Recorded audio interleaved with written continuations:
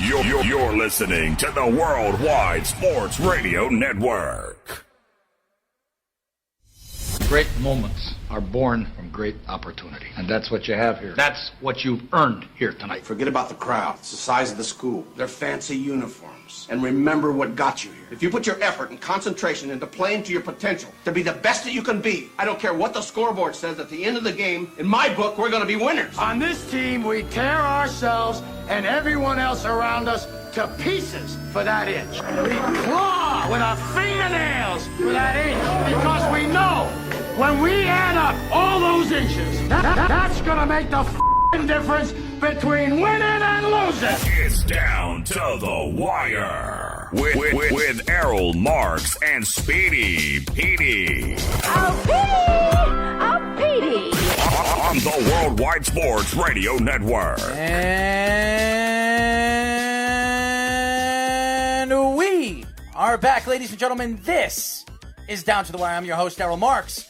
My co-host, Speedy Petey. As you know, you can call us now at 631-965-4990. Again, the number is 631-965-4990. You can follow us on all our social media. How do you do that? You go to worldwidesportsradio.com. You can follow us on all the other social media platforms by going to Twitter, Instagram, Facebook, Snapchat, radio.com, TuneIn Radio, and all Spotify, iTunes, all of them. We're on every single outlet throughout the world and throughout the country. Mr. Speedy Petey, how do you like the new studio at my apartment? It's different. I mean, I always saw it below the mic, the room you were in, but again, this is even more sophisticated than that. You really did a nice job in here. It's different, and again, everything we're going through right now, it seems like something changes every time. It does. It's definitely going to be different, but it's definitely a very cool setup. It is, and I'm a little lost sometimes because I know a lot of people think that when we do these shows, we're going to different locations, and we've been at almost every single different location,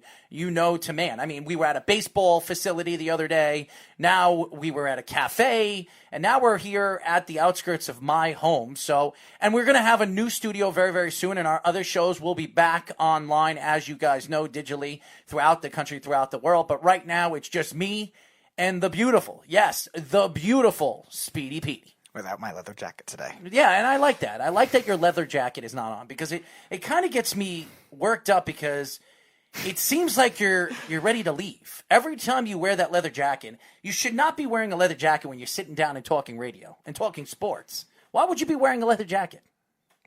It was the fashion style that got me going at the network, and I kept it on for a while, and then there's just the magical jacket. That was right, and that just kept on going. So every time that it was this kind of wintry season, I wore it. But it's March now, so it is March. It absolutely is, and as you guys know, March time, there's March Madness and the Combine. And over the weekend, really since Thursday, throughout the week last week, there were conversations. Obviously, everybody knows who's going to be the number one pick in Burrows, and Burrows was not really working out at the Combine. No, he's going to throw it his pro day. Yeah, so they measured his hand, which is 9 inches, which is one of the biggest hands in NFL history. I mean, you look at this kid, the kid is built like an ox. The guy's got size, he's got ability, he's a pure pocket quarterback, which a lot of NFL teams love and has loved over the years. But as you know, the quarterback position has completely changed. And now when you look at the quarterback position, you need a mobile quarterback as well, which you saw in a national title game. You saw that he can be. Now, what I learned this weekend was not the fact that Burrows wasn't throwing, that there are other quarterbacks in this coming draft that are actually going to be very good and very talented. Now, I do believe this is not a big quarterback class. You have Herbert, who looked very, very good. A lot of people don't like him as a quarterback, an NFL-style, prototypical NFL quarterback in this league. But he showed everybody that he can make every single throw. He's got an arm that he can throw 60 to 70 yards down the field. You saw it accurately. And the kid can move inside and out of the pocket, which right. he comes from Oregon, and Oregon is an organization, really a college, that likes to run the ball. They like to use a spread offense. They spread out 4 wide receivers, but they use the quarterback to run. That's what they do, and that's what Herbert is really good at. But what we saw at the Combine is the guy can make the throws. He's got a tremendous amount of athletic ability, and the guy can show you glimpses of a superstar quarterback in the NFL. Yeah, I think Herbert, the biggest reason that he didn't declare last year when everybody thought he was because he wanted to improve more as a pocket quarterback. He was good on the run before that with the way Oregon's system was, which has a good history with good college quarterbacks that can run. Dennis Dixon, Jeremiah Masoli, or obviously Marcus Mariota just recently, and now Herbert. But again, he also has the pocket game too, and he really showed that throughout the season this year. His skill set and, again, his deep accuracy being very good, making a great variety of throws. And he has the speed now to go with it, too. 4.68 he ran, which is very similar to what Josh Allen ran. And not far behind some of the other young quarterbacks that we consider running-type quarterbacks. And what I also learned is this Utah quarterback that everybody keeps talking about, Love, right? Mm-hmm. Isn't it Jordan Love? Utah State, yeah. Yes, Utah State, who everybody keeps talking about this kid moving up in the draft. He looked very, very good at the combine. He's got speed, he's got arm strength, he's got size, he can move inside and out of the pocket. And a lot of people believe that this guy could be a first round, could be a top 15 pick. The way he played at the combine, his combine scores were very, very good. And you see what this kid could absolutely be in the NFL. He could turn out to be the best quarterback in this coming draft. But we talked about this last year with Daniel Jones, and we talked about this about the quarterback class last year. And really the prototypical quarterback, and everybody looks at the prototype quarterback of throwing pocket presence and eventually could be the utility type of quarterback that can move inside and out of the pocket. But now when you look at guys like Cam Newton, Russell Wilson, Sam Darnold, Josh Allen, you're not talking about Matt Ryan and Tom Brady and Drew Brees and Peyton Manning anymore. You're talking about these guys that the completely change of quarterback at the quarterback position in the NFL. And you see the greatness of what these quarterbacks could be if they can continue developing as an NFL quarterback. But what I really saw at the combine this year, and we see somebody like really show up at the combine, a guy that you wouldn't expect. Last year, it was the wide receiver from Seattle, Metcalf, who looked unbelievable. Everyone thought he was going to go top 10, and then he fell all the way to the end of the second round. End of the second round, and a lot of people were very surprised that he fell to the end of the second round. But I think the trend is less receivers early the last two drafts we've seen. Even somebody, the 2018 draft, somebody like Calvin Ridley, who was supposed to go very early, fell to 26. DJ Moore was the first receiver taken at 24. So maybe it's not prioritized as much as in these spread offenses just because they're just more based on receiving cores rather than one great receiver. Now it'll be interesting to see if that continues again because there's supposed to be really good talent at the top too with CeeDee Lamb and Jerry Jeudy. And Jerry Jeudy looked very, very good at the combine. So did Ruggs. He looked unbelievable. The fastest wide receiver in this year's combine. I think he ran it in a 4.30. 4.27. 4.27, which is remarkable. This is a guy, if you guys know the story of this kid, it's a fascinating story. This is a kid that was a basketball star in high school. And I don't know if you guys watched it. E60 did a report about him and his friend Rod. And Rod was the guy that told him he would be a five-tool player in the NFL. And I don't know what a five-tool player in the NFL is because that's baseball, but he said that he was going to be a superstar in the NFL if he decided to play college football.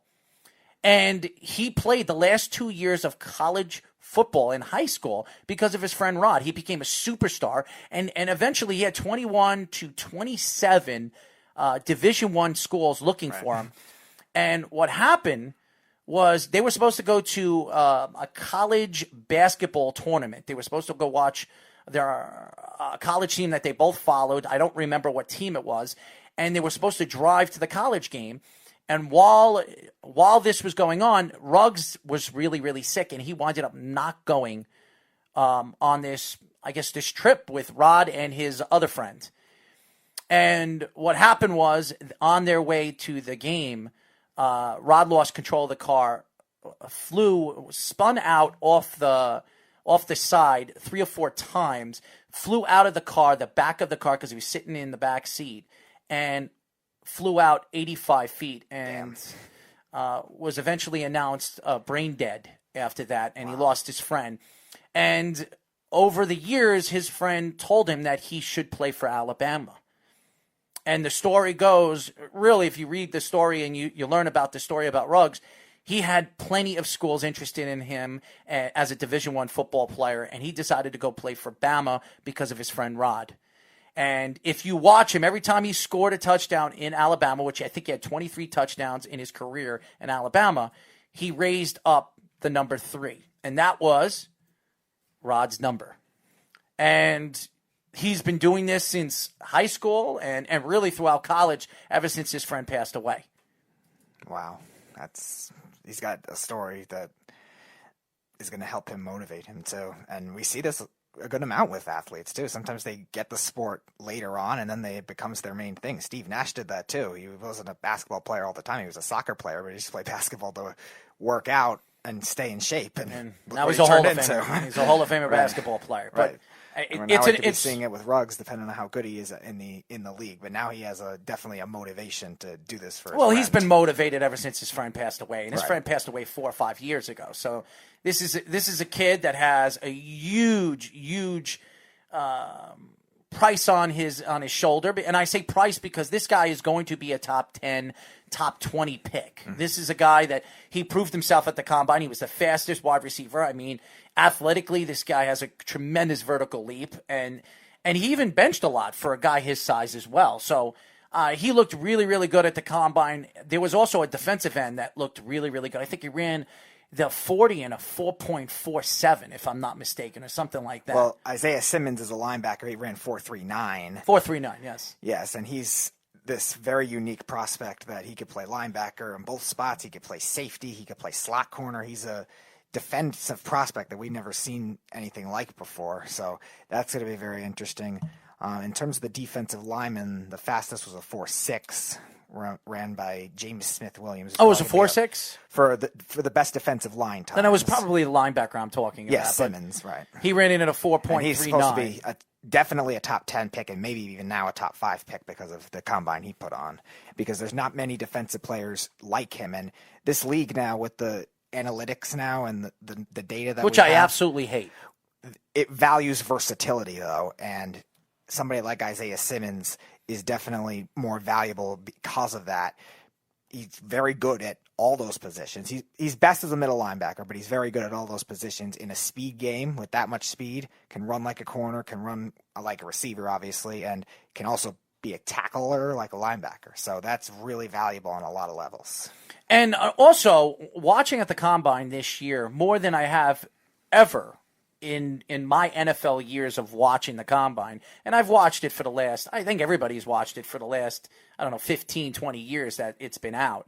And the combine really started, I think it was 20 years ago, the combine started. And the NFL made it a really extravaganza. It's not, right. It's no longer something that you just decide to put on. It's everybody is watching it. And millions and millions of people are watching the next big superstars come out of the draft. And like hopefully we see a lot of hype up young players. That's what they do. I understand that, and they're trying to sell it. That's what all these sports organizations are trying to do. They're trying to make more money. And if these guys become superstars, or you watch them at the combine, it's like, wow, that guy's going to be he's going to be some player in the NFL. Well, guess what they're going to do? These players, these teams are going to be looking at them, and some of the fans are going to be liking these guys and saying, you know what, I want you to draft this guy, or and that's what's great about sports is. There's not just one fan out there that are going to want to see these players play and practice and go out there at the combine and show off their skills. There are tons and tons of fans out there that know college players, that follow college players, and they watch them all season long because they hope that their team is going to draft them. Now, who was the most impressive guy that you watched over the weekend? Besides the linebackers. I think that was my answer if you didn't say that. There was a couple of linebackers that were very fun to watch. I'll also say CeeDee Lamb, too. I think he was very impressive because what we saw of him at Oklahoma, he was more of that speed and run after the catch type receiver, but also could be a deep threat. Now he proved he could also be a guy that can jump, a guy that can make tough catches, a guy that with some physicality at the line of scrimmage. For a speed guy, he's got good height, 6'2" as well. Normally you see those receivers smaller, and I think he really showed a lot with the complicated routes, and he's not going to be just a run after the catch speed type guy too. He's a full package type receiver where he might not be far behind Judy in terms of an overall production level and skill set. And to me, when I watch the combine, and I love the NFL when it comes to them trying to promote not only the players, but they like to promote the guys that are actually talking on TV. You got Kurt Warner, you got all of them.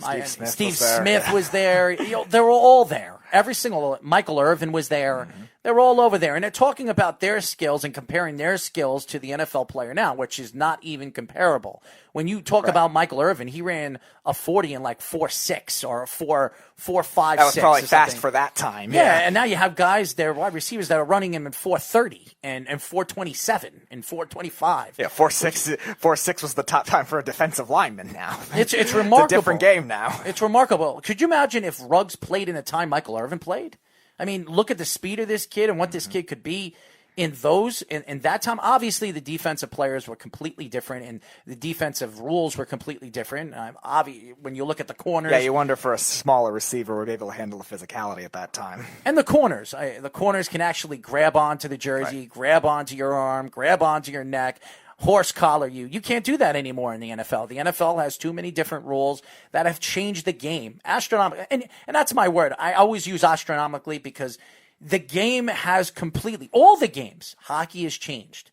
Basketball has changed. Football has changed. Baseball is even changing right now. They're not going to have umpires anymore. They're going to have robots calling the strikes. I mean, that's the game, and that's the way the league is completely transitioned. And I think it's interesting because now you're looking at the combine, and you're looking at these players, and how do you compare these players to the old players, to the Michael Irvins, to the Jerry Rices, to the Tom Bradys, the Peyton Mannings, and all the quarterbacks that we've seen over the years? You can't compare them because the league has completely changed. So that, I think, has been the thing that I looked at over the last couple of years, especially at the combine, and I watched bits and pieces of the combine this year, it's always fun to watch because you get to watch. How about the punter benching 27 pounds? Yeah, that was something. I mean, a punter benched 225 27 times. Yeah. How many times do you see a punter bench 225 27 times without stopping? He's going to be the new Steve Weatherford. I mean, it's incredible. Steve Weatherford didn't do that. No, but he did. But he was quite a tackler, though, for a punter. I mean, he's a lot bigger now because he's probably on steroids. No offense, Steve, but I mean, look at the size of this guy. If you ever look at the video, I've seen it on Twitter. It's remarkable what this guy he looks like now. He's built. He really looks like an Olympian. That's what he looks like. It's unbelievable. He looks like a javelin thrower. He really does. Right. It's incredible, but I think the game has changed. I mean, the league, the training has changed. And look at, we've talked about this all. Adrian Peterson, he tore his ACL. He was back playing NFL football in 8 months when it usually takes over a year. That was the best recovery season, comeback season I've ever seen. Ferguson for the UFC. Ferguson didn't go. Well, I don't know UFC, so maybe that didn't help. But well, if you know anything about mixed martial arts, Ferguson, who's going to be fighting Khabib in April, I think 14th or 16th, Ferguson tore his ACL and MCL during the fight, and he was out of commission for 8 months. He never went to physical therapy. He had his surgery, never went to physical therapy, never went to a doctor. He practically trained his knee back into recovery. And then he went and fought, and he won his first fight back against Pettis, which is absolutely crazy when you think about the recovery time. This guy came back. He didn't go to physical therapy. He never trained with a personal trainer. This guy trained his knee back, and then he not only did he win, he dominated the fight that he won. So, all right. That's fair. That is impressive in itself. And he'd be a great fighter, too. That. Anthony Pettis, he'd be a great fighter. So when I look at some of the training and some of the growth of professional sports, it is remarkable when you look at the talent and the competitive nature of some of these players. Remember, you guys can call us at 631-965-4990. Again, it's 631-965-4990 if you want to talk about the Combine. When we come back, we'll get into more of the Combine, and we're going to talk about free agency here at the Worldwide Sports Radio Network. You're listening to the Worldwide Sports Radio Network.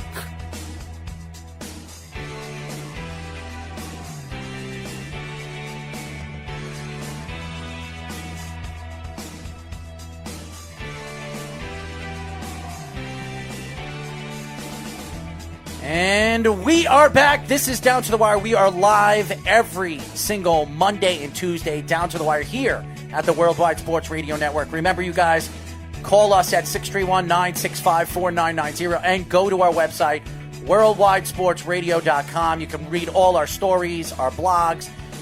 You're going to love what we're going to be doing in the next couple of weeks. There's a lot of things going on here at the Worldwide Sports Radio Network. I'm here down at my new studios at my house. We are going to have a new place for all the other shows, but right now, me and Speedy are here at our new studio at my house at the Worldwide Sports Radio Network. It's nice over here, state of the art. I built it the other day. I have another TV that I'm going to be hooking up very, very soon. So when we get Skype callers, we'll be able to see the callers on the TV. It's going to be fun. Looking forward to some of the new talent and really new guests that we're going to have on our show in the near future. So very, very excited. Speedy, are you excited? You don't look excited. I'm excited. How's your mom doing? She's doing fine. Yeah. Busy as usual, just Well, how are you doing? I haven't seen you in a while. I know you were out there in Connecticut with I was, your family. yeah. How was that? My uncle came over the weekend. We played a lot of games. What games do you guys play? Do you hide the pickle? No. He likes a lot of the Bob for apples? No. He likes a lot of the war. Do you bob for apples? Do you like bobbing for apples? I have not bobbed for apples since I was probably 12 or something like that. Well, I heard you 11 like or to 12? bob for apples all the time. No, I have not bobbed for apples since I was at a Halloween party when I was 12. So you've never bobbed for apples? Not since 2007, I guess. Interesting. Well, it's very interesting. That's an interesting thought process, though. Well, you look like a guy that likes to bob for apples. Well, putting my head in cold water is... Well, putting your head in other things, too. Sure, we'll go with that. As you guys know, this is Speedy Petey, who's very, very gullible, ladies and gentlemen. So I like to get under his skin, as you guys know, on this show. So Speedy likes to bob for apples, as we know. So anyways, I do want to go into free agency with the NFL. And there's a lot of big names that are still available in free agency. Greg Olsen signed with Seattle already for $7 million, which I think was highly overpaid, because I just don't think he fits with Russell Wilson. We talk about tight ends over the years, and Drew Brees works very, very good with tight ends. Right. And there are certain quarterbacks that do, and there's certain quarterbacks that don't. Tom Brady, as much as you talk about Gronkowski and Hernandez, he is a tight end quarterback. Yeah. Everybody knows he's a tight end quarterback. And Ben Coates and Ben Watson before Yeah. that, too. So, Both good. And the NFL, it's transition. It used to be all about the wide receiver, the speedy wide receiver. Now you want the fast tight end who's big, he's strong, who can block, and can do everything. And there's a couple of them in this year's coming draft that's going to be fun to watch. So I watched them at the combine this year. A couple of them are really good and very fast too, with great hands. Yeah, the Missouri tight end ran a 4.48 or something like that. It's crazy. He's got a crazy name if he does end up getting good. I forget what it is. He'll be a nice pick for somebody maybe second, third round. And then I like the Dayton tight end too, who was very good statistically in college as well, and he's got some skills as well. I think he ran a 4.7, which is still, again, fast for a tight end, if you're judging all that. And tight ends continue to get faster across the league, too. So we'll see. And everybody keeps talking about it. Really, throughout the combine, it was all about Tom Brady. And Tom Brady was hanging out with Julian Edelman over the weekend. He was at a game. I forget what. I think it was a basketball game. I think it was Providence and somebody else. It was a basketball game, and Julian Edelman keeps talking about him coming back. He's definitely coming back with the Patriots, but he doesn't know if Tom Brady's coming back with the Patriots, because I don't even think Tom knows if he's coming back with the Patriots. But that was the talk of the weekend. It wasn't really the combine and some of these young players. It was, where is Tom Brady going to go? Is Dak Prescott going to get that $40 million contract that he has been asking for the past year? We've seen this in the NBA all the time with their off seasons. It becomes, where is everyone going to go? Who's going to team up with who? And since the NFL really has had more bigger players on the market, they've started to hype this rumor stuff up very often too. And Tom Brady's obviously the biggest name, just being the biggest icon that there is on the free agency list. Even if There's he's a couple of good ones, right? Even if he's not the best Drew free Brees agent is in this available. current Phillip state, Rivers, right? Even if he's not the best free agent in this current state right now, he's just still the most popular name. So that's going to drive people to wonder, ooh, where is he going? It's really fun, and that's why when you look at the NFL, when you look at free agency, you look at the NBA free agency, when you know there are big superstars that are going to be available, you talk about it, because you just imagine, what happens if Tom Brady played for the Jets or Tom Brady played for the Giants? I mean, the stories coming out last week is that the Giants would be very, very interested in Tom Brady if he'd be interested in the Giants. And that's crazy to say when you draft a quarterback at number 6 in last year's draft, and he looked really, really good this year. Besides the fumbling problem that Daniel Jones had, he looked really, really good for the New York Giants this year. And then you talk about Drew Brees, who already came out and said that he's coming back next year. And look at the what's the word? Conundrum that they're going to be in the next couple of weeks, because you have two other quarterbacks on your roster that you're going to have to decide who's going to be your backup. And one of them already came out and said he does not want to be a backup. And you know who I'm talking about. And I'm not talking about Teddy Bridgewater. Hill has come out and said that he wants to be a starting quarterback in the NFL.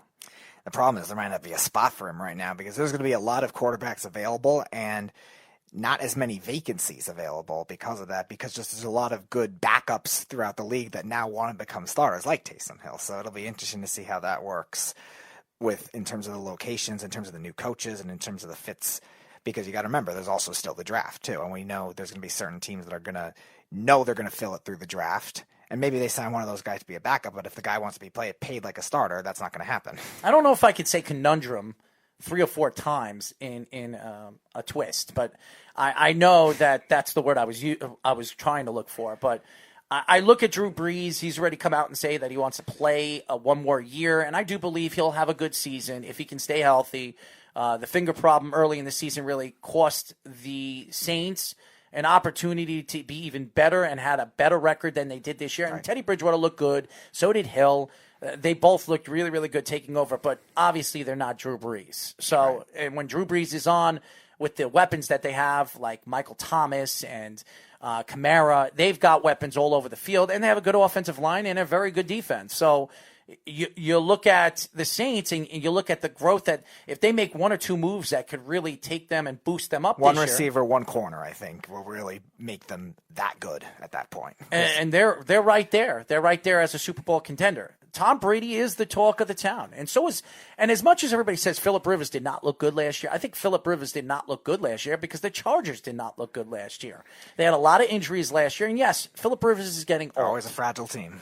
He is getting old, but he could still make every single throw. He's got the leadership skills. There's a lot of teams that would be interested in Phillip Rivers. Look at Tennessee. That's a team that is right there on the outskirts of being a Super Bowl championship team that could, and I know Phillip Rivers has never won a Super Bowl, but why not at the end of his career take a team that he probably defensively he's never had? And yes, when you look at the last 2 or 3 years, the San Diego Chargers have had good defenses. They really have. They had great defenses in the beginning of his career, too. But, again, not really great team defenses after that 2009 season. They've had good players on it, but they've had good safeties at times, good linebackers at times. They never had a pass rush, really, until just recently after that 2009 season. So if he were to go to a team like the Titans, he would have a team that they may need 1 more pass rusher, 1 more interior guy, but they have a pretty complete defense besides that.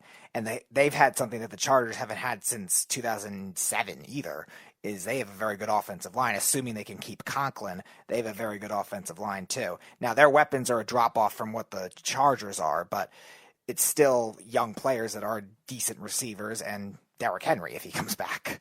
Yeah, and that's why when I look at Derrick Henry is going to be a free agent too. He's going to be expecting a lot of money from Tennessee, having 1,500 yards rushing last year. I mean, he was the rushing champion, and he really took off in the second half of the season like he does every single year. But he took off on a whole nother level this year. Almost took Tennessee all the way to the Super Bowl. Right. Which is absolutely crazy when you think about what they did. They knocked off 2 teams in the playoffs, and they were right there on the cusp of being a Super Bowl championship competitive team this year with a very good coach in Mike Vrabel, who has proven to a lot of people that he is going to be a good coach in the NFL. And he took over a team that was a good team, not a great team, and he really made them into a great team, a team that couldn't even get over the hump in the playoffs. So, right. And maybe the change of Ryan Tannehill and getting Marcus Mariota, maybe Marcus Mariota is just not a winning quarterback. Now, he can go to another team next year. He can go to the Patriots next year if Tom Brady leaves, and he could be unbelievable in that kind of offense because of what I don't know. Like They've never really liked mobile quarterbacks, though, so I don't know if that would be really the fit. I think that would be a huge change. Jameis Winston could be a guy that they could be looking at, too, next year to kind of just fill in with the Tom Brady loss if they decide to move on from Tom Brady. Tom Brady, and I don't know where Tom Brady is going. I've already predicted he's going to the Las Vegas Raiders. I do believe that's where he's going to go because you really think they're trading Carr? I do. I think they're going to move. Either they're going to trade Carr or they're going to keep Carr as the backup quarterback right now. And I can't see them doing that because they're going to have to pay Tom Brady $30 million. Could that be an option for the Patriots? Do you think they could trade for Carr? That could happen. A swap. I just think essential swap. Yeah. I just think when you look at Tom Brady is looking to win without Bill Belichick. I think he has something to prove. He's done everything but win without Bill Belichick. You look at Peyton Manning, say what you want, he didn't really win that Super Bowl with the Denver Broncos. He won under two coaches with two different teams. Tom Brady has not done that. Maybe he wants to match Peyton Manning in that category. I don't know what Tom Brady's thinking in his head, but I do know that him and Bill Belichick have not gotten along over the years, and these are questions that are going to have to be answered by the New England Patriots sooner than later, because right now free agency opens up in about a week and a half, March 2 weeks. 15th, yep. You know what I mean? And then you look at all the players that are going to be available. You have Drew Brees, Tom Brady, Phillip Rivers, Von Miller, who's going to be available too, who I think... No, he's not a free agent. No. But he's had trade rumors around him, yeah.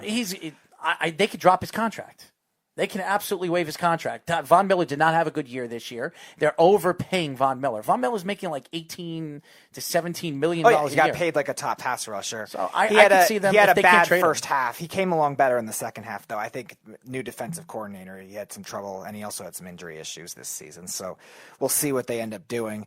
It's still going to spawn some value, but again, on the down year, you don't know how much, if they do try to trade him, how much value it would get. 631-965-4990 is the number to call, and we're talking about free agency in the NFL. Again, we go with Dante Fowler, who a lot of people are saying it would be a great fit for a lot of teams. The Jets, who need a pass rusher. There are Giants that are looking for a pass rusher. There were rumors coming out last week, that Jadeveon Clowney is the guy that they're going to be looking to land. And I think it's a big mistake right now because I don't think the Giants are ready to win yet. I really don't. And well, I don't know Clowney, if that's going to be his top choice. It just, they need somebody Gettleman has come out and said that is one of his top choices. Okay. He's the best pass rusher that's going to be available. They need a pass rusher. And the Giants over the years, they have not had that magical top pass rusher since the Justin Tucks, the O.C. Umenyiors, or even the Michael Strahan. Right, and the only reason I say that is because the Giants are not in a situation to win right now, they're going to have to overpay a little more in order to do it. Clowney's not going to go to the same offer to the Giants and to, go back to the Seahawks for the same offer. He'll go back to the Seahawks. They're a better team. So they're going to have to overpay a little, but they're going to have to do that with every pass rusher. They're going to have to do that if they want to go after Ngakwe. They're going to have to do that. Who's already came out and said that he does not want to go back to the Jaguars. Right. Mm-hmm. And the Jaguars already come out and said they're going to franchise him for $19.5 million. So the Giants are going to have to spend that kind of money either way to just get somebody to make the team better, because right now they got Marcus Golden, who had a nice year, but isn't really a number one pass rusher. You have a new defensive system. He had a great year, Marcus Golden. But is he a number one pass rusher? I don't know. In terms of long term, they have a new defensive coordinator. Most likely he'll operate back to the 4-3, and they have a lot of power rushing guys that really don't have the speed rushing guys. So it'll be interesting to see what direction they end up going in, but maybe that one premier pass rusher is worth overpaying for. Now, again, you have to hope that it's not going to decimate your cap too much. I wouldn't pay these guys $20 million, but if you want to pay him $2 million more than market value, I don't think it's a bad move necessarily, because the Giants do need that kind of guy. And again, they're going to have to overpay just because of the state they're in anyway. Not for every contract, but for at least for the top targets that they want. It's going to be fun, and like I said, there are a lot of big players that are going to be available. A.J. Green's going to be available. The last 3 years, he's not been healthy, but A.J. Green, you put him, if Tom Brady decides to stay with the Patriots, you put him with Tom Brady, that could be the breakout wide receiver he needs to go for another Super Bowl. I think there are going to be a lot of teams. The Broncos, with the young quarterback that they have right now, who looks like he's going to be a star in this league. Luck. Not Luck, I'm sorry. Locke. Locke, who's a guy that a lot of people have been talking highly of, especially what you saw when he took over as the quarterback for the Broncos, the Denver Broncos. Maybe John Elway found the quarterback after how many picks that he's had over the years. John Elway, who's one of the greatest quarterbacks to ever play the game, you would think that this guy knows how to draft a quarterback. I was laughing at all the people in that draft that loved Paxton Lynch. I'm like, nope. Just watch. He's not going to be that good. Well, and it's continued after that. Paxton Lynch, I don't even think he's in the NFL anymore. No, he's not.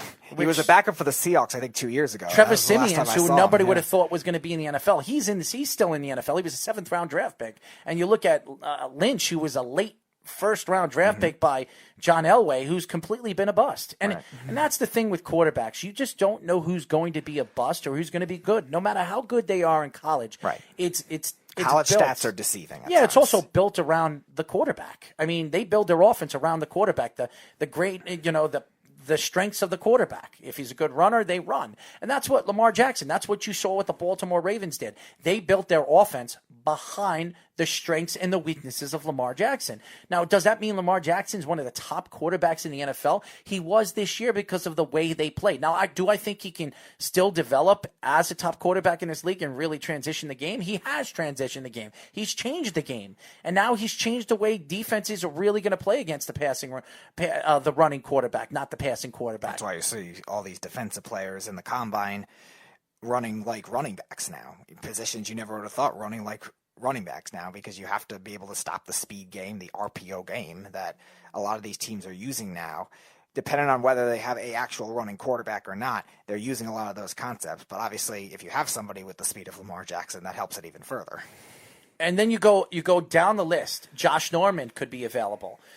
He's a guy that is obviously under contract with Washington, and I absolutely believe Ron Rivera is going to want to get rid of him. Ron does not like those guys, and Ron actually coached him with the Carolina That's what makes Panthers. it weird that they are most likely getting rid of him. That seems kind of strange. Why? He wouldn't want his own guy. Well, he doesn't want his own guy because he didn't really want him there with the Carolina Panthers. He was a big troublemaker in the locker room when he was there. He did not get along with Cam Newton. He does not get along with the quarterback. How many times have we heard that Josh Norman didn't get along with some of the guys in the locker room?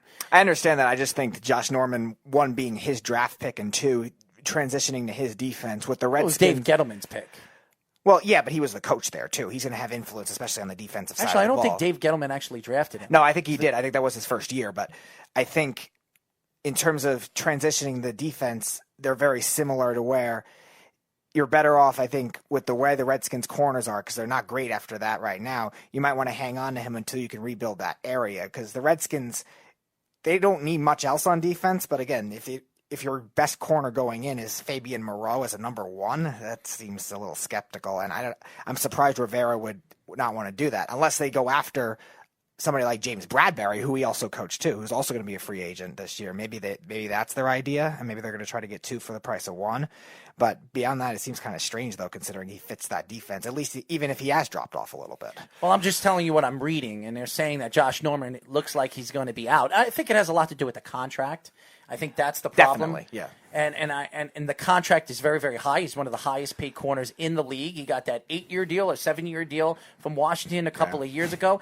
And even though Dan Snyder, classic Dan Snyder, overpaying defensive players. Even though he had a good season, he didn't have a great season, but he had a good season. He wasn't the dominant Josh Norman we've seen over the years, but he played well. Washington was not a good team this year. And that defense, who everybody thought, a.k.a. Speedy Petey, thought they were going to be a top defense this year, was not a good defense this year. Now they're still a talented defense, though. It has nothing to do with talent, and you know this. We've seen how many times we've seen teams with the Jets, the talented front seven that they have, and they never developed.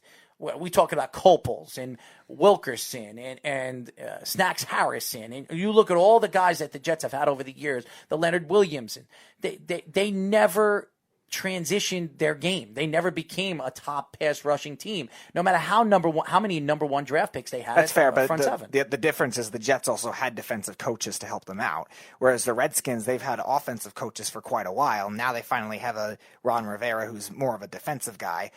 that could end up boosting them even That's further. why I don't think they need Josh Norman, because I think he can help out some of the young guys that you don't have to overpay for a corner right now that you really don't need. And I don't think Washington's going to be good yet. I still think when you look at Washington, they're going to have an opportunity to get a big time pass rusher, and the big pass rusher from Ohio State, Chase Young, who everybody's been talking about being a guy that's going to transition the game, and he's going to be better than Nick Bosa coming out of the draft. I don't know about that. That's what they're saying. He's going to be very good. They're saying that he is going to be better than Nick Bosa coming out of this year's draft. They think he's Lawrence Taylor-esque. Now, the last guy that they talked about being a Lawrence Taylor type of player was Jadeveon Clowney. Has Jadeveon Clowney been a Lawrence Taylor type of player? No, he has not been. Now, he's been a good player in the NFL, no question that he has. He was also a top 3 pick. So Jadeveon Clowney was a top 3 pick. He was number 1 pick. Yeah, I'm just saying he was a top 3 pick. Everybody thought he was the next Lawrence Taylor, and he really hasn't changed and really turned his game into that. Now, it takes a couple of years to develop your skills, unless you're a big-time guy like Donalds. Unless you're Nick Bosa. Or Nick Bosa or Joey Bosa. Right. These guys are freaks, and obviously everybody knows who their father is, who played in the NFL as well. And they have another brother that they're saying is better than both of them. Mm-hmm. So he was a freshman this year at Ohio State. Yep. So, and they're saying that he's better than both of them. So we'll see.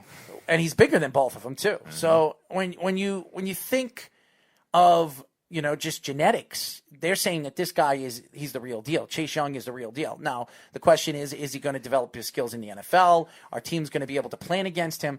That's really the way the NFL has changed, because now you can watch video, which you could do in the 80s and the 70s, but now you have all these analytics that you could pretty much predict where they're going to be. You have different data points that you were never able to micro-analyze a particular prospect like this, which even you didn't have maybe even 10 years ago. They didn't have all that either. So there's different ways to analyze prospects now, and that's what makes a lot of these top pass rushers really premium pass rushers right away, more than we've seen in previous years. 631-965-4990 is the number to call. When we come back, we'll get into more of free agency. We're going to get into the New York Yankees. Where are the New York Yankees going right now? The injuries are just it's been a plague since last year. The Yankees had more injuries than any major league team in major league history last year. And now they want to trade for Steven Matz. Which is ridiculous. I have no idea why they have any interest in Steven Matz. But we'll see what happens. Obviously, with the Severino injury, Severino won't be back until probably mid-next year. So that might be the reason why. But when we come back, we'll get into the New York Yankees woes. We'll get into the Astros situation and throughout the major leagues here at the Worldwide Sports Radio Network. You're listening to the Worldwide Sports Radio Network.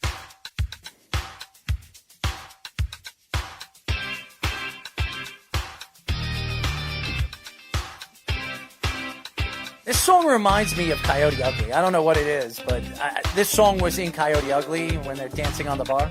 I never saw that movie. You never seen Coyote Ugly? Coyote Ugly? What was that? Never seen Coyote Ugly? No, I've never seen it before. Was that 80s, 90s? It was 2000. It was mid-2000s. Oh, okay.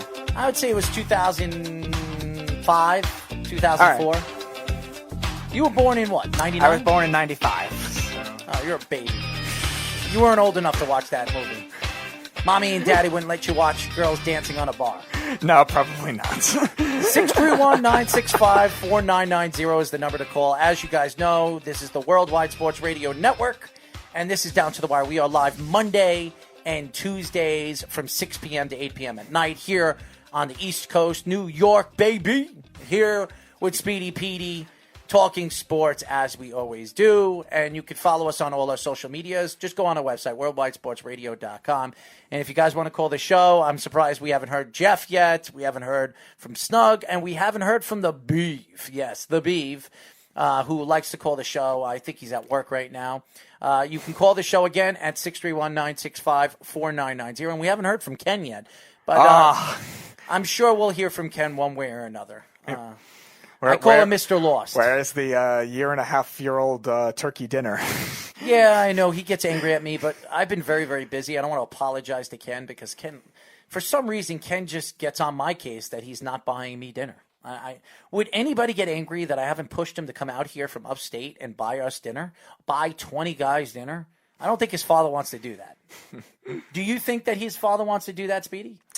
Maybe his father doesn't even know about it. Oh, no, his father does. His father actually called me years and years ago. And he wanted to know if I was telling the truth. Yeah. At the time? All right, well, he might have forgot about it now. Well, yeah, I don't know. This was supposed to be November 2018, and it's now March 2020. It's been a long time. But Kenny's been a highly profiled fan for us for a very long time, and he has his crazy giant questions, which are completely off target and really off subject when he calls the show. So, but he's a big Giant fan, so I understand why he calls the show. I do want to finish up with the NFL and free agency. What guy on this list really stands out to you that teams definitely have to look at to possibly land? I do believe Conklin is a guy that the Jets are going to be looking at where they can shift their offensive line, something they need to rebuild that offensive line. And a guy like Conklin, who is a top tackle, and he's been a Pro Bowl tackle. He's only 25, 26. He's in the prime of his career. He's a guy that he's going to want a lot of money. But the Jets are going to have about $70, $80 million to work with if they drop Tremaine Johnson and a couple of big contracts that they're going to have available in the offseason to drop. But there are a couple of big names still on this list that I can obviously look at where teams could pick up as a free agent. Yeah, it's interesting because I think Conklin is going to get a lot because of so many teams needing an offensive lineman badly. The Jets, the Browns, the Cardinals, the Panthers, the Chargers. There's tons of teams in this league now that just need offensive line badly. So he will definitely be the hottest commodity among that. And then if whoever doesn't get him, fallback option could be Anthony Costanzo if he doesn't leave. If he leaves the Colts, but I think he will re-sign with the Colts, so I don't know about that. One that's interesting for me is Chris Harris, who... The corner. Yeah, who... Giants. He's a guy. He's an interesting guy because he is a little older and has shown a little bit of regression since Wade Phillips has left, but he did have a nice second half last year.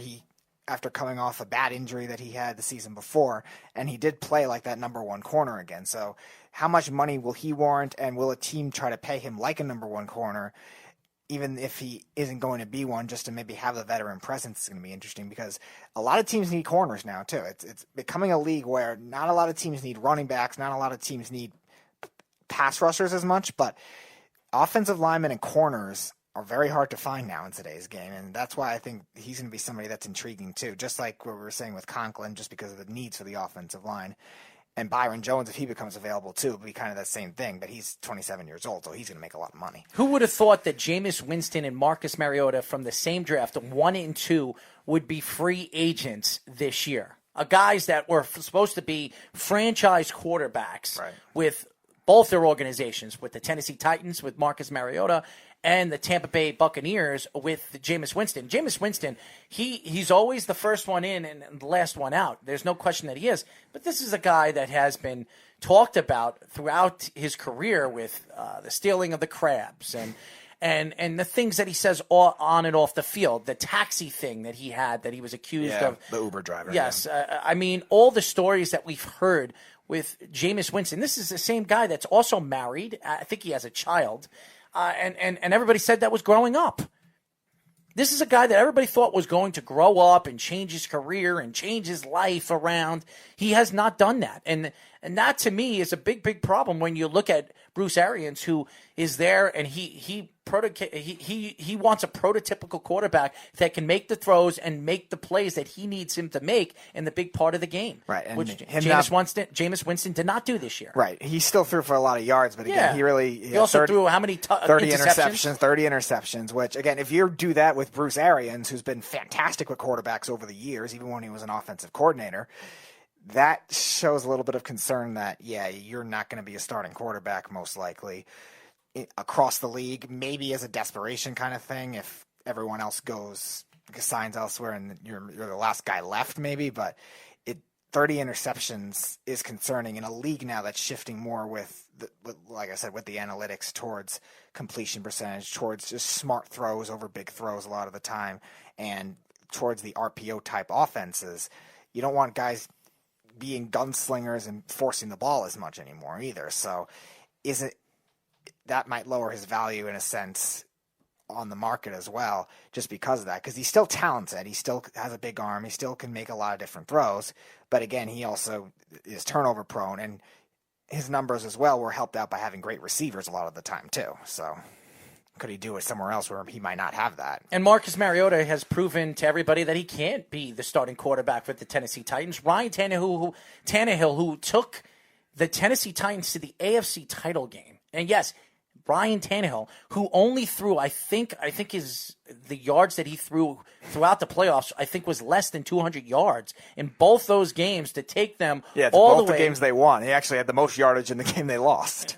AFC title games, and you look at Ryan Tannehill. Is he going to come back with the Tennessee Titans? I don't think so. And if he is going to come back, they're going to bring somebody like a Phillip Rivers or a Tom Brady or somebody like that where he's going to be backing him up. I do not believe Ryan Tannehill for a full season is going to be able to produce enough to win and get them back into the playoffs and maybe be a Super Bowl contender. I think Tennessee needs to start transitioning their game too. This is a team that has built around an offensive line. They had a very good defense last year, who had a great running game and a running effort of Derrick Henry in the second half of the season was absolutely career-changing for him because he's going to make a lot of money this offseason because of what he did in the second half of the season, which we haven't seen a running back do that since Adrian Peterson, a power back that completely dominated the line of scrimmage. So I look at Derrick Henry. He's going to be available to a lot of teams. I do believe Tennessee Titans could absolutely franchise him, and they could franchise him, and they might franchise him.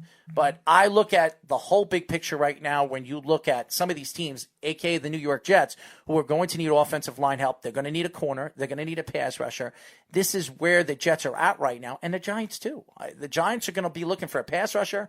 Their corners, who they expected to play well last year, the guy from Love from Notre Dame, didn't play. He was playing a lot of safety last year. He didn't play well last year.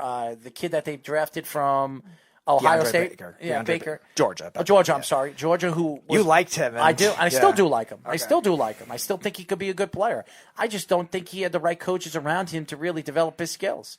Beecher, who a lot of people thought was going to be a guy that was going to be a future NFL coach, he's going to have to take 2 or 3 steps back before he can move forward because of what he did with the Giants. Just proving that it was more predicated on the talent in Arizona there with his defense. Him and the fact that he came from a coach that coached the New York Jets, the Bowles defense, where he took over for Bowles, and you saw what Bowles did with Tampa Bay with even a lack of defensive players at that.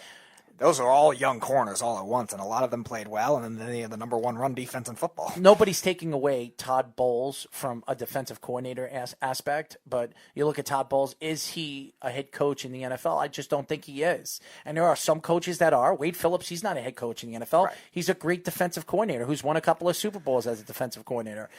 There are coaches, Rex Ryan, who was a good head coach with the New York Jets, but he was more, when you look at Rex Ryan and what he did as a defensive coordinator, it's absolutely remarkable when you look at his numbers as a defensive coordinator to an offensive guy who had to take over a team with the New York Jets. So I look at Rex Ryan, I look at some of these guys that you talk about, they're more of defensive coordinators or offensive coordinators. I still believe, and the jury's out right now with the offensive coordinator for the New England Patriots. In McDaniels. McDaniels, he took over the Broncos, and you look at what McDaniels did with the Broncos the 2 or 3 years that he was there. He ruined that franchise. He drafted Tim Tebow in the first round. He decided to change the offense the way he did, which ruined a lot of players, decided to move on from Decker, which made absolutely no sense. I mean, there was a lot of things that he did that just made you shake your head. And there was a lot of players that didn't like Josh McDaniels. I think didn't he try to bring in Wes Welker too, and that failed badly as well because of the system fit. And then when after he got fired, they were stuck essentially with a bad contract before I think they traded him somehow, I think to the Rams or something like that after that. But he tried that too. They had a running game that was decent, but that was really it with the Broncos at that time. And yet they still made the playoffs because the division was weak. Now I want to get into a little bit of Yankees talk, and I love spring training. I really do. And I've been watching the Yankees. I've been watching the Mets. The Mets have looked good in certain aspects of their game and some weaknesses that we've seen. They have not been hitting right now in spring training, which has been a problem for the New York Mets. I still think that the Mets will figure that out. They have a good lineup. I don't think they're a top-heavy lineup, but they still have power in that lineup with Cespedes coming back, and they have the Polar Bear, and they have McNeil. I mean, they've got players that they can build around. The question is, when you look at the Yankees, with all the injuries the Yankees have had so far in spring training, lost Severino with Tommy John surgery. He's going to be out until next year. You talk about some of the young players that they're going to be bringing back. Montgomery coming back, Garcia coming up, and even Volpe, who looked like he played his first game as a professional player in spring training, who's going to be the future shortstop for the New York Yankees, could be in the near future because Torres could be moved back to second base when DJ LeMahieu, they decide to move on from DJ LeMahieu. The Yankees have been hitting in spring training, but they could lose Aaron Judge for a significant amount of time with the shoulder injury that he has. Right. Now, he is playing right now in spring training, but this shoulder injury could be a problem with him dragging throughout this season. They're talking about possibly rotator cuff surgery in the future. I think that's why they're trying to test it now rather than later in spring training when if he were to miss time, it would be into the regular season. If he misses time now, it's a month or two, and then you're back for the regular season, or maybe you missed some of the regular season and then you start in late April or something like that. You'd rather have that than have it linger into the season. So they're probably trying to experiment with him by having him play through it and see how it works. And Giancarlo Stanton, this guy has not been healthy since the day the Yankees brought him to the team. This guy cannot stay healthy. Now, he makes a lot of money. The Yankees pay him almost $30 million a year, and it goes up every single year for the next 5 or 6 years. And he has a no-trade clause, which the Yankees are not going to be able to move that contract unless he gets to pick where he wants to go. He's still fairly young. He's 31 years old. He still has a tremendous amount of power, and I still think Giancarlo Stanton, if he were to retire right now, he's a borderline Hall of Famer because of his numbers in the time that he did it as fast as he did it. Just imagine if he was healthy, he'd be a definite Hall of Famer. Yeah, and I look at the Yankees right now and the injuries that Torres looks good right now in spring training. We expect him to be. Gleyber Torres has looked fantastic. Andujar's looked fantastic in spring training, which everybody said, oh, what is he going to be coming back from that shoulder injury? Well, so far so good. Some people think Andujar is going to be the best hitter on the Yankees this year. Some fans wanted him traded, too. Which is ridiculous. Just like they wanted Sanchez. And Sanchez hit almost 30 home runs last year. And he batted, 80, 90 RBIs? How many catches did that last year? I mean, it just doesn't make any sense. Yankee fans just like to put down the players if they're not playing well and they're not producing in big parts of the game. Yep. But you look at the Yankees. For me lately, that's all they think about. When you look at the Yankees, it bothers you. Yeah, he had 34 home runs. 34, he batted 77 RBI. 77 RBI. Average is a little and on-base percentage 316 and slugging percentage 525. When you look at those numbers, how many catches had those numbers? Even batting 230 as a catcher is good in the major leagues. Now, he's not Mike Piazza. I mean, how many Mike Piazzas are? He's also probably not doing steroids either. And I'm not saying Mike Piazza isn't on steroids. Yeah. Well, I don't think he is because they get tested. In the time that Mike Piazza played, did he get tested? He probably didn't. No, because they probably didn't think of it for a catcher. But you look at the Yankees right now and where the Yankees are at. Are you excited to go into the season knowing that one of your best pitchers is out for the season? James Paxton's not going to be back until 2 or 3 months. You have Cole. He looked good yesterday. He looks good. Tanaka looks good. But who's your number 3? J.A. Happ, who's looked good too. And J.A. Happ had a bad season last year, and it usually is he plays good one year, he's bad the next. Mm-hmm. He's good one year, bad the next. So maybe J.A. Happ gives you 15, 16 wins this year. But the Yankees are expected to win a World Series, bringing in Garrett Cole in the offseason and paying him $325 million the way they paid him, 9 years, and he's pitching every 5th day. If they lose Garrett Cole for a significant amount of time, the Yankees are in a huge amount of trouble. Because they lost 2 of their starters. Everybody was talking about their rotation. It went before the season started and making the move for Garrett Cole. It was Garrett Cole, Paxton, Tanaka, Severino, J.A. Happ as your 1, 2, 3, 4, 5. And then you have guys coming back from suspensions. You have Montgomery coming back, Garcia, the young pitcher that they have in their farm system. They have a couple other pitchers that they're talking about right now. They had so much depth. Now you talk about what depth do the Yankees have right now, losing 2 of their top 4 pitchers for a significant amount of time, 1 for the whole season. You have to rely on all of those openers. And to me right now, the Yankees are in even more trouble right now than they were last year. And they had the most injuries in Major League history last year. In 32, 33 injuries last year? 32, I think it was. And they had 103 wins last year going into the playoffs. Because a lot of that depth stepped up, but can do it again. And I like what Boone said. Aaron Boone believes and he trusts his team. He trusts that his team is going to get healthy at the right time, and they're going to be a championship competitive team this year. What he said, he says, we're as good as we were last year, even better, and we're going to get over this hump, and we're going to win. And that's what we plan to do. We plan to win with the players that we have. And this is a great chance for Clint Frazier to really prove himself. It really does, because when you look at Clint Frazier and you look at the position that he's in, there's a lot of teams that are interested in him and want him, and the Yankees decided not to move him in the offseason, which I think was a good move because you'll be trading him on a low, yeah. Yeah, you'll be trading him on a low, and I don't think the Yankees want to trade him. This is a guy could be a 30 and 100 guy every single year. So, and a lot of people thought was a 5-tool player before he had his woes in the outfield. So this is a guy that has tremendous speed. People are saying the fastest bat on the Yankees. The fastest bat on the New York Yankees. Now, we saw what happened to Bird. We saw what happened to him. I think he's on his way to Philadelphia because when you talk about Joe Girardi, I think Joe Girardi, if anybody thinks he could fix Greg Bird, it's Joe Girardi because his best years were with Joe Girardi. So, and you talk about Greg Bird. Greg Bird was the best hitter in their farm system. They were talking about this guy being a future Triple Crown winner. That's what they were talking about when they brought him up, and he completely fell off after that ankle injury. He's never been the same. And he hit under 200. That's far from the Triple Crown. And that's why when you look at the predicament the Yankees are in right now, you wonder, are the Yankees ready to win this year, or are they going to wait until next year? And I'll tell you this right now. If the Yankees do not win a World Series this year, no matter how good Aaron Boone has looked as the manager, yes, how good he's looked as the manager, winning 2 back-to-back years of 100 wins, if he doesn't win a World Series this year and he wins a third back-to-back 100-win season, which no manager has ever done in Major League history, I think he could be fired.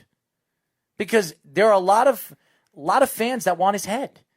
Now, a lot of fans. Even if they lose to a team like the Dodgers, which are also a juggernaut too. It's winner. If they don't win this year, it's win or go home. And I think the Yankees and that organization, they're feeding for a championship, especially when you pay a pitcher $325 million to pitch every 5th day. No, I understand that. I think that logic would go if they maybe get upset by a wild card team or they get upset in the ALCS because they're pretty runaway talent-wise the best team in the American League. I'm just saying if they lose in a close 7-game series to a team like the Dodgers who also has depth and tons of stardom, tons of talent on that team, I don't think that's really fireable. Again, when you look at the way organizations are built, and we've seen it, did anybody think that Alex Cora was going to be fired because of this whole situation with the Astros? Probably not. But they fired him. And this is a guy that won a World Series a year and a half ago. And because of cheating. And he was the manager of the year. Now, I understand he cheated. Yeah, well, that's a little skeptical now. Well, obviously it is, but he still was manager of the year, and he still won a World Series. I look at the Yankees right now, and it does worry me going into the season with the injuries that they have and a significant amount of injuries that they have to a significant amount of players. These aren't just players like Gio Urshela or a guy like Clint Frazier or Mike Tauchman or somebody like that. Nobody cares about those players. They really don't. Those are fill-in players. They care about the Giancarlo Stantons, the Aaron Judges, the Gleyber Torreses, the DJ LeMayus, who DJ LeMayu, I believe, was the MVP of the league last year, who did not win, and I understand that because there's a lot of good players in the major leagues. But DJ LeMayu was fabulous for the New York Yankees, and I think he's going to be even better as an everyday second baseman, which is his position of choice. He's a phenomenal defensive player at second base. Mm-hmm. So I think the Yankees are going to absolutely benefit, even though they lost a guy like Didi Gregorius, which I was very surprised that the Yankees didn't even make him an offer. Didi Gregorius was the leader of that team and that organization. And if you look at the Yankees playoff runs the last couple of years, Didi Gregorius has been their best hitter, one of their best hitters. Yeah, you wonder if the Yankees expected his market to be a little stronger than it actually was. And maybe that's why they were anticipating teams to give him maybe more close to 18, 19 million rather than the 14 million he got from the Phillies. Maybe they were expecting it, and maybe by the time the Phillies signed him or was close to signing him, maybe they just couldn't do it at that point after getting Cole and being as close as they are to the luxury tax. They didn't want to risk it with the other offensive depth they had. So maybe they just anticipated it wrong, but we'll see how that ends up making a difference because he did have very good postseason games, especially in the Indian series 2 years ago, and even in that Astros series, there were certain games he was the best player. What has been a surprise to you right now in spring training? What player has really stuck out to you? I've watched a couple of games. I haven't seen much. So I haven't watched Speedy of all people. I haven't seen much with spring training because I watched a lot of the combine, so I didn't see much in terms of spring training. So I can't really answer for that at the moment. And I saw one. How about Ozuna going to the Braves? Yeah, that's nice. That's another team that's loaded too, so he's going to be able to flourish in that lineup. The problem is he's kind of one of those up and down types of players, though. Will he play well? Because he didn't play well his first year. It didn't make sense why the Cardinals didn't sign him. It really didn't. And that's not something the Cardinals do, is let go of a player of that magnitude. And Ozuna is a good player. Right. Normally they know when to let go of their homegrown talent a lot of the times, but when they bring in free agents, they usually try to hang on to them because they know how to develop other areas. They'll take on those contracts and make it work. But I think with the Braves, the biggest thing with him is being able to just try to do it his first year, because he didn't do it his first year with the Cardinals. He was a little down. And he was up and down with the Marlins. He had a year in 2015 when he was sent down to the minors. Then he bounced back and had a great year. So which Ozuna are you going to get is the question. Now, the Braves don't need him to be a all-star MVP type player, but they need him to not be 2015 Marcell Ozuna or 2018 Marcell Ozuna. And that's why when I look at the New York Mets and going into the New York Mets and what we've seen so far in spring training is they're not hitting. And that's been a problem for the New York Mets. They're not hitting. And yes, Yoenis Cespedes looks like he will play and will start the season after that whole pig incident where everybody was talking about who gets attacked by a wild boar and breaks his ankle or whatever, fractures his ankle. I mean, the stories that you hear from this guy, this guy comes in with a horse. He comes in with all different cars. And I think he's just trying to make the Guinness World Records books for strangest injuries of all time. Well, he's a strange guy, and anybody that knows Yoenis Cespedes knows that he is a strange guy. A talented guy, and he has all the ability in the world to do the things that he does. And I could see Yoenis Cespedes being an MVP candidate this year because he's going to be up for a contract. He's going to have to play all year for that. Yeah, well, I think he will. I think he will because it's all about money to this guy. This guy wants to make money. He's got to play. So I could see him absolutely playing the whole season and hitting about 35, 40 home runs and being a candidate, giving the Mets 110 to 115 RBIs. In the middle of that lineup with the Polar Bear, I mean, that could be one of the best power lineups in baseball. So you would hope it's just a matter of can his body take it at this point. I also believe the balls are going to be completely different this year.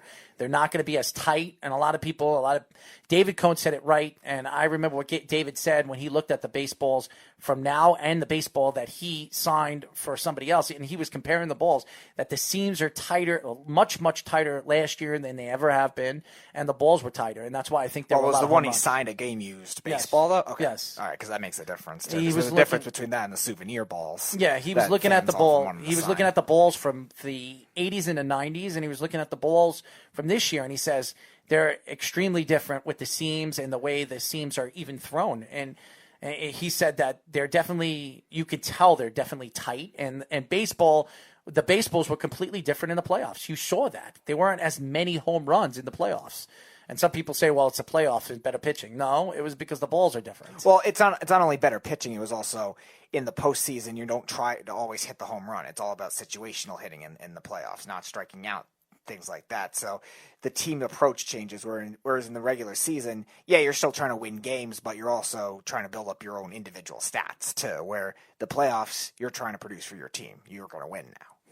When we come back, Debate Hour with me and Speedy Petey here on Down to the Wire, here at the Worldwide Sports Radio Network. It's the Worldwide Sports Radio Network.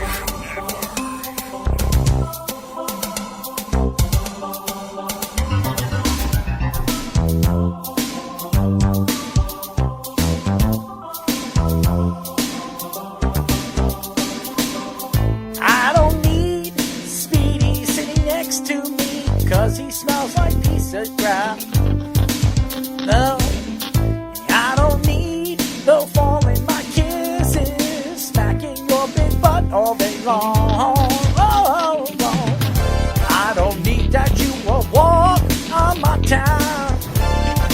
I will tell you I'm not Tyler. I'll get over you. I know I will. I can't sing this song all night long. I will tell myself I'm over you. Wishful thinking. 631-965-4990. That is not the words, ladies and gentlemen. I don't even know what the hell I was singing. So, as you guys know, you can follow us by going to our website at worldwidesportsradio.com, and you can follow us on our social medias by going to Twitter, Instagram, Facebook, Snapchat, Worldwide Sports Radio Network. Speedy, are you ready? Oh yeah, best All right. drop of all time. Here we go. This is the Debate Hour. And now in this corner, your host, Errol Marks. And in this corner, who gives a shit? Round one. All right, Speedy, round number one. Round number one. Which Hall of Fame baseball player was the better player? Derek Jeter or Ken Griffey Jr.? As you know, Speedy, I let you go first. Here we go. And I'm going to give you the challenge of making you fight for Derek Jeter, because I'm going to take Ken Griffey Jr. I am. I know the accomplishments with Derek Jeter. I understand, but I think as an all-around player, there wasn't anything that Ken Griffey Jr. could not do. He was a fantastic defender. 600 career home run, over 600 career home runs. I think it was 660, if I remember correctly. He was just absolutely fantastic at everything. Wasn't really a stolen base guy, but again, really did everything else. He drove in runs. He could walk. He could obviously hit RBIs. He played for a long time too. His longevity was really good. He still had some very good seasons even with the Reds. 30 home runs, 93 RBIs, 27, 72, 35, and 92. He was just really fantastic for 20 years really. And even though he didn't win a World Series, even though he didn't go to a World Series, that team got shocked by the aforementioned Yankees. I still think Ken Griffey Jr. just all around, 630 career home runs, 1836 RBIs, really just put together great numbers. Silver Sluggers, Gold Gloves, the accomplishments were all there for him. He really changed the game in terms of making it more watchable for younger players. He was great with kids, and he really just changed the game with his attitude as well. He really did. I just really think his influence and just his all-around game, I would take him as the better overall player over Derek Jeter. Obviously, I'm going to have to fight for Derek Jeter on this, because when you look at Derek Jeter, I am not a Derek Jeter fan, but you can argue the point that Derek Jeter was better than Ken Griffey Jr. Derek Jeter had 3,465 hits to Ken Griffey Jr.'s 2,781. Ken Griffey Jr. played 22 years in the major leagues. Derek Jeter played 20. So Derek Jeter played less years and had 700 or 800 more hits than Ken Griffey Jr. Now, you look at home runs. Ken Griffey Jr. obviously had over 600 home runs. I think it was 630. Derek Jeter only had 260. He wasn't a power hitter. But Derek Jeter had the better batting. He had the better batting average. Derek Jeter was a 310 hitter as a right-handed hitter. When you talk about how many right-handed hitters in Major League history retired with a 300 batting average, not many. I think there was only 4 or 5 of them that ever. I know retired. Vladimir Guerrero was one. Vladimir Guerrero was one of them, and there's you could look that up, Speedy, but I'm arguing the point right here. Runs. Derek Jeter had 300 more runs than Ken Griffey Jr. Ken Griffey Jr. was the better defensive player. Ken Griffey Jr. I think had 12 or 14 Gold Gloves. Derek Jeter had 5 or 6, which is not bad for a shortstop that played against guys like Alex Rodriguez, who was a better defensive player than him, and also Nomar Garciaparra, who was a better defensive player than Derek Jeter. When you look at RBIs, we know Ken Griffey Jr. had more RBIs with 1,836. But if you look at Derek Jeter, who's not a power hitter, he still retired with 1,311 RBIs. Derek Jeter had more stolen bases to Ken Griffey Jr., who had speed in his younger years. Derek Jeter slowed down too. So that's another thing. On-base percentage, 377 to Ken Griffey Jr.'s 370. So he had a better on-base percentage than Ken Griffey Jr. So, and slugging, we know who had a better slugging percentage. 440 with Derek Jeter to a 538. Derek Jeter won championships. When you play baseball, you're all about winning championships. Derek Jeter won 5 of them. To Ken Griffey Jr., who won 0. And yes, Derek Jeter played on a better team and better organization, a more winning mentality. Ken Griffey Jr. could have went to the Yankees. He didn't want to play for the Yankees because of the whole situation with his father. So you look at Ken Griffey Jr. and you kind of look at numbers. Numbers don't lie. Derek Jeter has the better numbers in certain statistics where you look at some of the greats. Batting average, very important statistic, Derek Jeter. On-base percentage, very important statistic. Now, more than ever, Derek Jeter. Runs, a very important statistic, Derek Jeter. So you're looking at these numbers, and you can definitely look at it and say, and Derek Jeter never was hurt. He was hurt in his 19th, 18th year. He always played. Ken Griffey Jr. was an injury-prone player. So my argument, if you want to argue, and I didn't want to argue Derek Jeter is just as good or even better than Ken Griffey Jr. was as a major league player. All right, so there were 204 hitters ever who had or have currently 300 batting average. 204 right-handed hitters, and I think it was overall. Where's Derek Jeter? Derek Jeter, career 309 hitter. 310.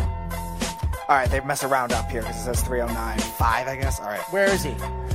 He's 109th all-time among... That's because they still put players right now in the league. Miguel Cabrera, Altuve, and we know what Altuve, the reason why he's batting over 300.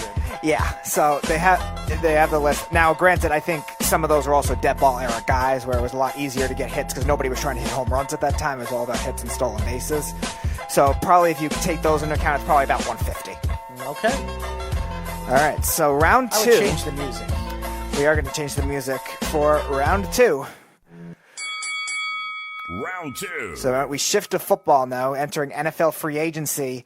Which team, if they have a successful free agency / draft, just overall better offseason, can become a Super Bowl contender this year? The Indianapolis Colts or the Los Angeles Chargers? Go ahead, Speedy. So, you guys know how I am on this network, what I say about the Chargers. They are the least clutch team in football, and even though the talent's there, they're still that. I don't think a new quarterback's going to change everything. I don't think the coach is still there, but I don't think some new coaching staff changes will change anything. They're still the least clutch team in football. They're not untalented. They have plenty of talent on that team. They need some work on the offensive line. They need some work in that secondary and interior defensive line, but they have a lot of other pieces in place. So they're a talented team. So the problem with them is just losing close games. They lose in weird ways, and it's going to continue to be that way. So for that reason, I'm going to take Indianapolis. Now, again, I don't think they have a great team right now. I know a lot of people thought they were a Super Bowl contender last year because of what the season they had before, but their talent was still questionable in some areas. They need some help up front. They need some help with their running game and their receivers. I think they could use, but the Colts are usually good in terms of finding offensive players. So I think if they focus much being able to do what he did with not a lot of talent on that team, Frank Reich is a very good coach in working that offense, and he did a great job at the beginning of the season without Andrew Luck, and now they have to go find a quarterback, so that'll be very interesting. If they draft a quarterback, if they go for a free agent, but I think they'll do one or the other. The Colts are not somebody who takes the quarterback position lightly. That's a big priority throughout their franchise history, so I think they'll make that happen. I just think with the coaching, I think with the GM, I think is a lot better than the Chargers GM. And again, they're more just a mentally tough team. The Chargers find weird ways to lose games, and I've knocked them for a while. They had really talented teams at the beginning of Phillip Rivers' career, too, that did the same thing. And I just don't trust it with them. So I'm going to take the Colts. I'm going to take the Chargers. I think the Chargers, the talent, Keenan Allen's there. They have Joey Bosa still there. They have Melvin Ingram there. I mean, they have a lot of weapons, and they still have Gordon there. I don't know what they're going to do with Melvin Gordon in the offseason. They could trade him. I could see them trading him. If not, they have Eckler. They have weapons. There's a lot of running backs that are good in this draft, too. Yeah, they have a lot of weapons, and they have a good defense. Now, last year they lost their star safety for a significant amount. They'll go to an AFC title game or even a Super Bowl. Rex Grossman. This is a very interesting one. Who was a better defensive player in their respective sport? Ray Lewis or Tim Duncan? Change the drop. Change the drop. Don't play the same song. Well, I only have 4 tracks, I so know. eventually I'll have to repeat. I know. All right. You can play this over. I like this. I'm going to take Ray Lewis. Shook ones here, baby. I'm going to take Ray Lewis. I think it's really close. Ray Lewis or Tim Duncan. But the reason I'm going to take Ray Lewis is I think he just did more as a middle linebacker. I mean, it's harder to play defense in basketball just because of the rules the way it is. So that's what made Tim Duncan a tough one not to pick. But I think all Ray Lewis did, there was nothing he couldn't do. And when you look at the league, the way it's evolved into an offensive league, Ray Lewis played in the defense in that league right at the peak of when the quarterbacks were starting to do. You never had linebackers that could cover and run like that in the past. You had good tackling linebackers. You had guys that could cover in zone at times, but Ray Lewis could do everything. He could cover man-to-man. He could cover physically. He could cover with speed, and that really makes a difference in this kind of a passing league that it turned into when Peyton Manning and Tom Brady and Drew Brees came into the league, right when Ray Lewis was a young player. So he really had to be able to step up his game to really change it as a whole. I know, granted, he had great coaching, but as did Tim Duncan, so that washes in a sense. But again, when you look at conceptually, all you have to do as a defensive Big word. Yeah, as a defensive player in football, you got to do a lot of different things, a lot of different packages. Basketball, it's harder to play defense, but there's not as many set plays. It's more you guard your man, you guard your zone. Now, Tim Duncan did great in perimeter defense and moving around the paint in different spots, and I'm not discrediting for that. I just think when you look at a bigger field, when you look at more concepts, and you look at him playing right at the peak of that offensive era where the quarterback era started to take over for the NFL, when every starting quarterback, all the young quarterbacks, and then all the quarterbacks that come into their prime just became great all at once, and the rules were changing too. We say it all the time how dumb these rule changes are to make the offensive players. That's made it even harder for Ray Lewis to have the great longevity he did, and he still had that. So I just think what he was able to put together in his career, just overall with all he did, being one of the best run stoppers of all time, one of the best coverage linebackers of all time, in 2 different schemes as well, really makes a big difference. So I'm going to take Ray Lewis. It's really close, but I'm going to take Ray Lewis. I'm happy you took Ray Lewis because I was thinking Tim Duncan. All right. Tim Duncan absolutely was the better defensive player. I'm going to tell you why. Tim Duncan is a 15-time all-defensive player in NBA, 8-time all-first-team defensive player, which is the first time any player has ever done that. That's first-team all-defensive player at his position. At his position. Now, I'm not talking about Kobe did it 9 times at his position. Tim Duncan, at his position, 8-time all-defensive first-team player. He's the only player at his position in NBA history as a power forward / center to do that. Now, Bill Russell, this was before all defensive players were this all first-team defensive trophy came out.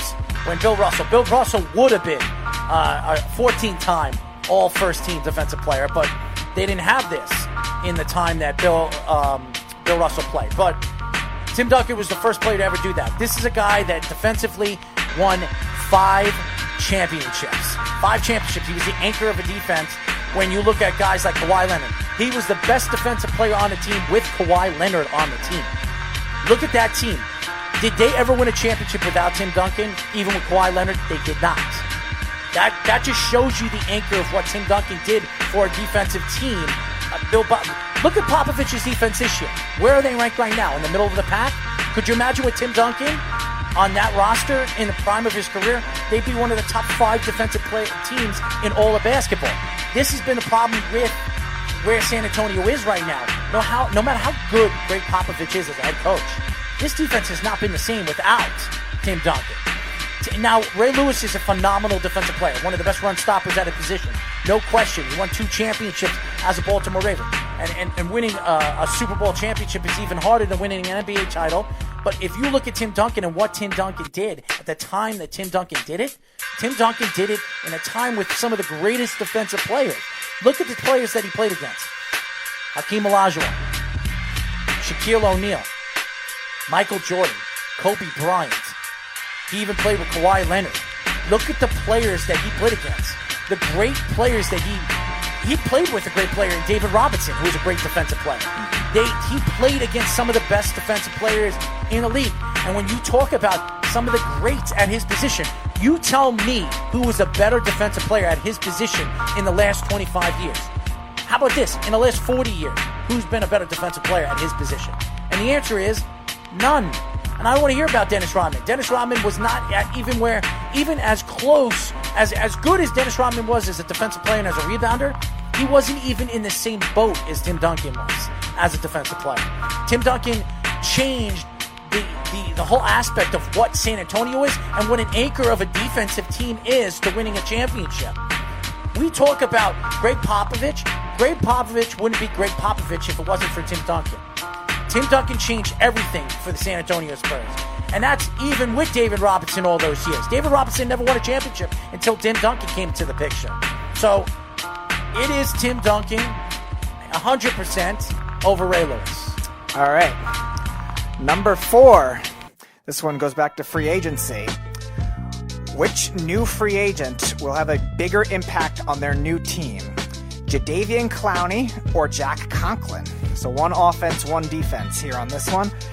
I think Clowney is the better player, but I think Conklin will have the bigger impact. And I say that based on what I said earlier. There's so many teams that need offensive line. So I feel like whichever team pays up for somebody like Conklin is going to get a player that will just impact their overall team better. Clowney, I think, is the better player. I think he's a great power rusher, great speed rusher, can move all around the formations. When healthy, he's the better player. But I think in terms of the impact it would have on a particular team, a team like the Jets, a team like the Browns, a team like the Cardinals, a team like the Panthers, whichever team goes out to get him, because I feel like it'll be a team will end up spending, I don't know about high left tackle money on him, but they'll pay him like a low-end left tackle and try to have him be that, just because there's so many teams that need offensive line. We talked about the Chargers earlier. They have a lot of talent in a lot of other areas with those skill players, but they really need offensive line badly. That could be a team that ends up going for him. There's so many teams. A team like Seattle, they need offensive line badly. So I just think the impact that he will have will be a little stronger. It'll make other linemen on that team that are maybe second or third tier linemen in the league, it'll make them better as a whole, having that focal point of the left tackle. And I think that'll end up making a difference as a whole. And even though he had some injury issues lately, he's still been more durable throughout his career, I think, than Clowney. So I think that'll help in that aspect as well. And generally when teams are structured, they have more replacements for top-end pass rushers, just with depth pass rushers, the way you build them.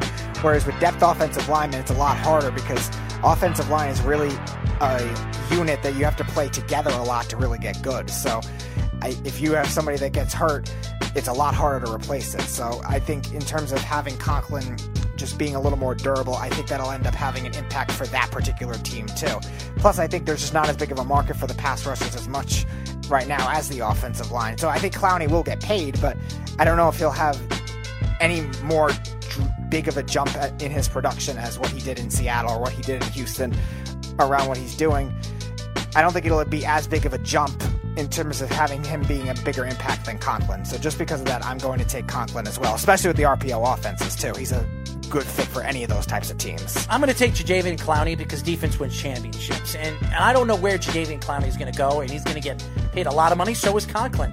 He's the best player at his position that's going to be available this year, as well as Jadeveon Clowney is the best player at his position that's going to be available as a defensive player.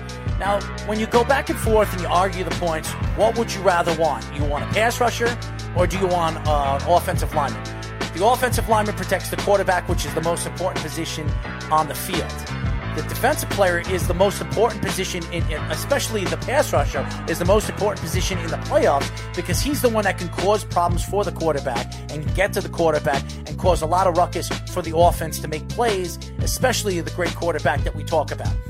Jadeveon Clowney, depending on where he goes. Now, if he goes to the Giants, he's not going to be a big part of the Giants moving forward. I really don't. I think the Giants are at least 2 or 3 years away from being a championship competitive team or even thought out to be a championship competitive team. So if he goes to the Giants, he's not going to help. As well as if Conklin went to the Jets. Conklin will help the Jets systematically. With Jadeveon Clowney, I don't think he helps the system of the New York Giants, especially where their defense is at. They have a lot of holes to fill in the defense, so he's not going to really change anything for the New York Giants. Now, if Jadeveon Clowney goes to the Philadelphia Eagles, or he goes to the San Diego Chargers, or he goes to the one of these teams that have great defenses already, or maybe even the New England Patriots. if he goes to a team like that. He can absolutely change the system and systematically really take off under Bill Belichick and what Bill Belichick preaches and teaches over there in New England. So I don't know who I would pick in this move, especially when you're trying to compare, contrast, and debate these particular positions. But if I were to choose, I would take the pass rusher. Now, Jadeveon Clowney is not the pass rusher anybody thought he was going to be since he's been drafted as the number 1 pick a couple of years ago. But he's still fairly young, and he has a lot of football left. So I could see him go into an organization and get himself 12, 13, 14 sacks and be a big part of that defense and be a big part of that team moving forward for the next 4 or 5 years. But you're going to have to overpay both these players. So if you were to ask me, who am I going to overpay? I'm going to overpay the offensive lineman. But who do I want? I want the defensive lineman, because right now, if the team is ready to win right now, you want the guy that can get to the quarterback. It's not easy to find a pass rusher. How many pass rushers in the NFL become available in the prime of their career? Very few. Offensive linemen, we see quite a few of them. We saw quite a few of them last year. Brown from the New England Patriots, who got that big contract, who went to Oakland. He was very good this year. Was one of the best offensive linemen. When he was healthy, but he also missed 6 games. I understand it, but he was very good this year. So he's one of the best offensive linemen that came out of the Patriots organization and have played well. So I'm going to take the defensive lineman, because if you're ready to win now, you want the defensive lineman. So it would be Jadeveon Clowney. All right, last but not least, which combine stud will have the better overall NFL career? Isaiah Simmons or Henry Ruggs? Ladies and gentlemen, that's it for Down to the Wire. We'll be back tomorrow. As you know, you can follow us by going to our website at www.worldwidesportsradio.com. You follow us on all our social medias from radio.com. Yes, we're on radio.com. If you guys love to go on CBS or Entercom and you want to listen and listen to our replays of our shows, go to the Worldwide Sports Radio Network. You can follow us, subscribe to us on radio.com, TuneIn Radio. We're on Spotify. We're on iTunes. We're on everything. So you can definitely check our platform. You can follow us on YouTube, Facebook, Twitter, Instagram. We're all over the place. Follow us on our social media. Speedy, we're back. We are absolutely back. And we will be doing a show every single day, ladies and gentlemen. Our shows will be back very, very soon. We're working on some things. Probably in the next couple of days, we might have some new our shows back up and running. So I'm happy to be here with Speedy here at our new studios here at my place. So I'm happy to have it here on the outskirts of my home. And I'm happy to be here to entertain all you guys. I've missed you guys. And I'm sure Speedy has been calling me and texting me, when are we going? When are we starting again? So we're finally back and running. It's a whole confusing process. Well, I don't want to really get into it, and I don't want to throw anybody under the bus, because there's no use of getting into it on live radio, but it's been very frustrating and very confusing on what's been going on here at the Worldwide Sports Radio Network. There's a lot of fun things that are going to happen in the next couple of weeks. We might be banding together with a couple of organizations. We'll let you guys know when that goes through. There's so many things going on, and like I said, I want our shows to be back, and our shows will be back in the next couple of days. We'll have the Morning Boys back.